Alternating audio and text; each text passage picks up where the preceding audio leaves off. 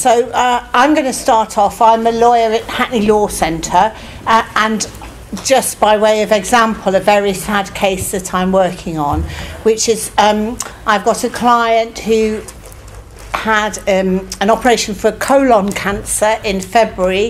He's got stage 4 cancer. He applied for ESA in the end of 2012. He still hasn't had a single penny because the reason given is that his GP initially filled out a form saying that he was only likely to be ill for 10 instead of 13 weeks. We are now having to take that to the High Court. I've issued a judicial review protocol letter and we will be taking it to the High Court last week. So this is what we're up against. This guy, who I happen to know personally, hasn't even failed. He hasn't even got as far as the ATOS exam and he hasn't had any money. Fortunately, his housing association have agreed to continue his housing benefit, but he was a single parent, his child's grown up, he's in a 2-bedroom flat and he will also be clobbered by the bedroom tax. So I think that all the benefit cuts are attack on the poor. A high percentage of whom are from ethnic minorities or are disabled or sick. And it's claimants, and by describing people as claimants, we must remember that it includes unemployed people who are the scapegoats for the recession. Very much links in at the moment to the current hysteria over the possibility not that Romanians and Bulgarians can enter the country because they've been able to do that for years, but that they can draw benefits from April. They've not been allowed really to claim benefits up until now. And we need to look across the borders, as our comrade said earlier about Spain, and we need to look at what's happening in Greece and in France and the rising of fascist organisations called Front National or Golden Dawn, because the UKIP vote does indicate that that propaganda is gaining some ground, as Rob said earlier on. I act for lots of people who haven't got leave to remain in the UK, and they are on the streets with their kids and they are dying. This is a different, they're not even allowed to claim benefits. The first documented case I think of somebody who died because he was homeless was somebody called Daniel Gauntlet, who died on the 23rd of February 2003 in Aylesford in Kent at the age of 35 because he was sleeping rough. And from April 2013, all benefits nationwide will be capped at a total per week of £350 for a single person and £500 for a couple, including housing benefit.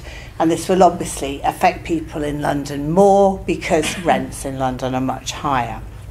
So we'll just go on a bit about the detail of the cuts, because people do sometimes get a bit confused. Bedroom tax. It's in from April 2013 and affects both able-bodied and disabled.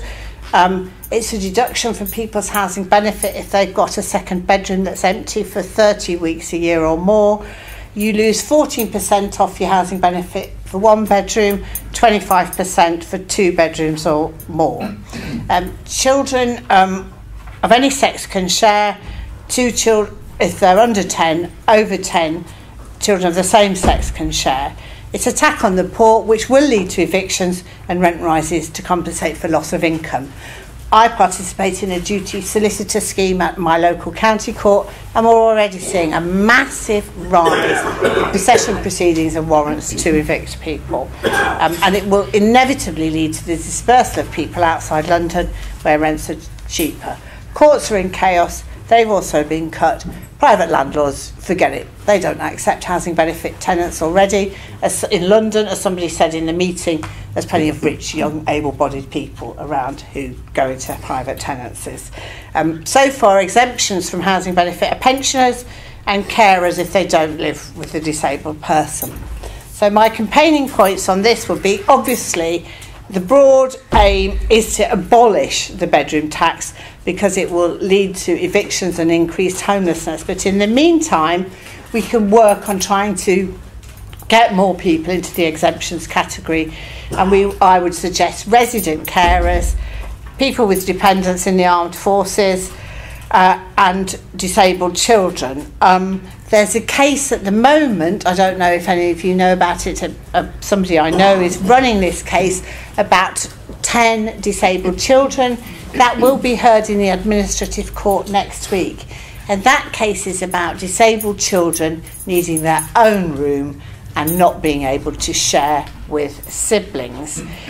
There's also the Liverpool Comrades are obviously gaining ground, and there's one housing trust, Knowlesley Housing Trust, who have redefined all their small bedrooms, and there's arguments about the definition of a small bedroom, which I won't go into, as being not counting as bedrooms. So there's one housing trust that's already doing that, and these are the practical things that I would suggest locally that we can focus on. Employment support allowance. I gave the example of Phil as somebody who's being denied ESA, and so far since it came in, which I think was April 2011, 60 million has been spent on appeals.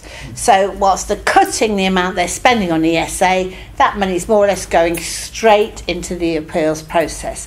They're recruiting hundreds of appeal judges to deal with benefit claims. They've taken over Taylor House in London, which was previously used for immigration appeals. It's mainly because although ESA was introduced by Labour, the Tories introduced a much harsher capability assessment test for no case. Yeah. So I'm sure you all know that with ESA, they're all subject to the infamous ATOS assessments after your initial assessment of 13 weeks. You need to score 15 points on the work capability assessment in order to keep your ESA, and you're then divided into two groups. We know that ATOS are working to a quota system. We think that they are instructed to refuse 80% of all claimants, and a really clear indication of that is they score people at 0. If they were even trying to appear to assess people properly, they'd get a score of between 0 and 15, but most people are scored at 0. Appeals are speeding up now because they're recruiting so many new judges. Appeals only take 2 or 3 months as opposed to a year. But what lots of people don't understand is even if you win your appeal, the DWP can reassess you and send you off for another exam that chucks you off again after 3 months. I've currently got a client whose husband died 3 months after failing his ATOS exam. Ooh. He was declared fit for work in the July. He was dead in the October.